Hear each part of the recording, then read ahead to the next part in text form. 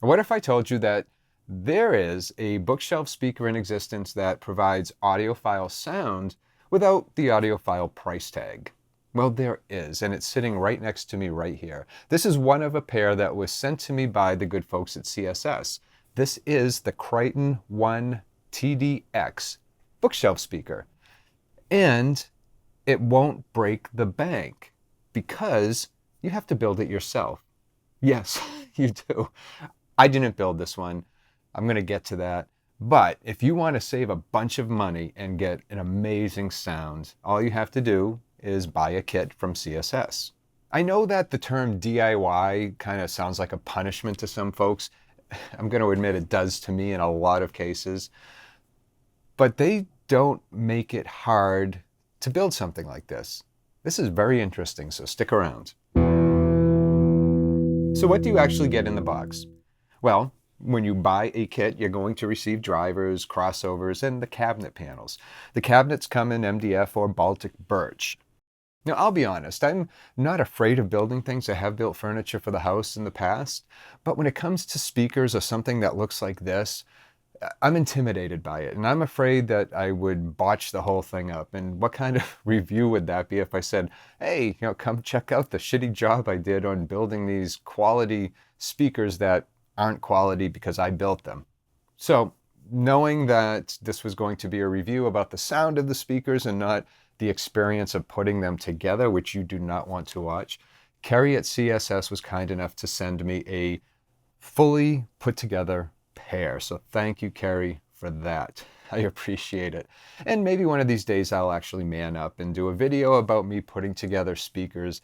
It might be an interesting, what was he thinking type of video. Now, I do want to point something out, which is going to fully illustrate how much money you can save by doing it yourself, as opposed to getting a fully assembled one like I have here. So, check out this.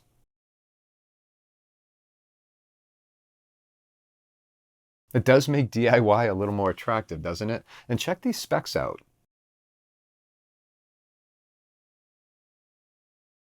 Now let's talk sound because, at the end of the day, that's really what this is all about. So we'll start with bass. For a bookshelf speaker, these things have shockingly deep bass. We're talking down to 20 hertz in room in some cases. That's not good for a bookshelf speaker. That's just good, period. And mid-range, say vocals and guitars, they sound absolutely natural. Acoustic instruments sound eerily real. I put a Elton John's Yellow Brick Road on, and the piano was extremely lifelike. And then we can get to treble, which is not my friend in a lot of cases. And the highs here were detailed without stabbing you in the ears, like I sometimes experience with some speakers and some setups. I've bought speakers that at times make me squint. But none of that here. It's smooth, but you still get that detail. I will say that the types of tubes I use help, especially with treble. And I know this isn't about tubes, but it's worth mentioning here. In my main room, where I do most of my listening for pleasure, I have EL34s. In my review room, in my Galleon TS120, I have Mullard KT88s. And those do roll off treble very nicely and very smoothly, and they paired exceptionally well with this speaker. And this is something I do want to point out with these speakers: amplification. These speakers do like power. They're 87 dB efficient, which means you're going to want a bit of power per channel to get the most out of them. Now, can you run them on a budget setup or a budget amp? Well, sure, but you probably want to give them a little bit more power. Now, I will say here in my main listening room, my Eric Audio Transcend push-pull amp with the EL34s puts out about 20 watts. And, that's fine. It probably needed a bit more for these, but it still handled them well. And my Galleon TS120 with the KT88s does shunt out a bit more power, and that was noticeable. Another record that I had a lot of fun with these, aside from the Elton John, was Blue Oyster Cult's Fire of Unknown Origin. Now, I've had that record for 40 plus years, and I've taken great care of it. Now, you can't sugarcoat a bad recording or a bad pressing or a bad copy of a record. This record has always been in great condition, and listening to it through these was extremely enjoyable. Another one that I had a lot of fun with was Zeppelin 2 and Whole Lotta Love. And I love playing Whole Lotta Love with different setups, especially new setups. When it gets to that orgasmic section, you know, about 3/4 of the way into the song or halfway into the song, and it starts to spin around like a vortex.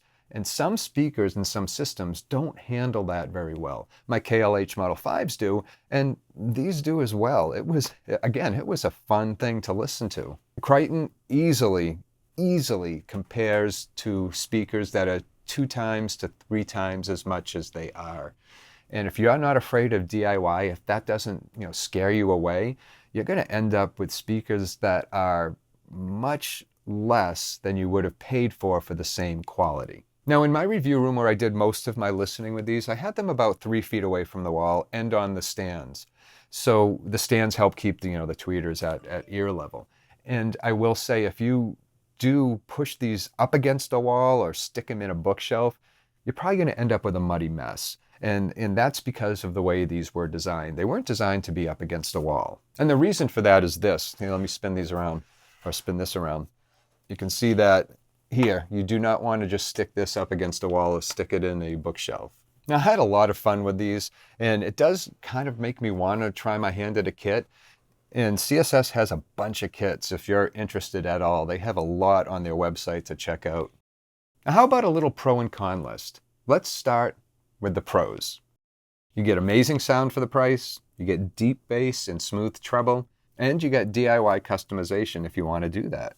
And how about cons? Well, to be honest, I only have one, and this isn't really a con. Sounds like a cop-out, I know, but it's amplification. So they won't pair well with just any old amp that you have laying around. So say you have an amp that's got 8 watts. That might not cut it. If you have something that's 20 watts or over, you're probably all set. The more that you can give it, the more power you can give it, the happier both you and it will be. Remember, this is 87 dB. It's not highly efficient, and it will handle, you know, good outputs of power that are above that 20 watt range or within that. So that's really it as far as cons go. I mean, if you say DIY is a con, well, then spend the extra money and buy it fully assembled. Again, you're not going to be disappointed with the sound if you do that, but you can save a bunch of money if you just, you know, take the plunge and try to build it yourself. And like I said, they do make it easy to do that. They give you a ton of instructions. They have instructional videos. And when I do someday, you know, try my hand at doing that, you better believe I'm going to be watching those videos over and over and over. So who are these for? Well, they're for anybody, but they're especially for someone who wants amazing sound, an audiophile speaker, audiophile sound, without spending a bunch of money on it. And also you've got that satisfaction of saying, hey, I built this, which I wish I had built it. It is very pretty to look at. So that's about it. Thank you for watching. I do appreciate the fact that you're here watching me right now. And if you found this information helpful, please hit that like button down below and subscribe to the show. And I also have a newsletter. It comes out weekly, once a week, and it's free to join, free to subscribe to. There's a link in the description if you're interested. So until next time, please take care of yourself, enjoy your records, and I will see you soon.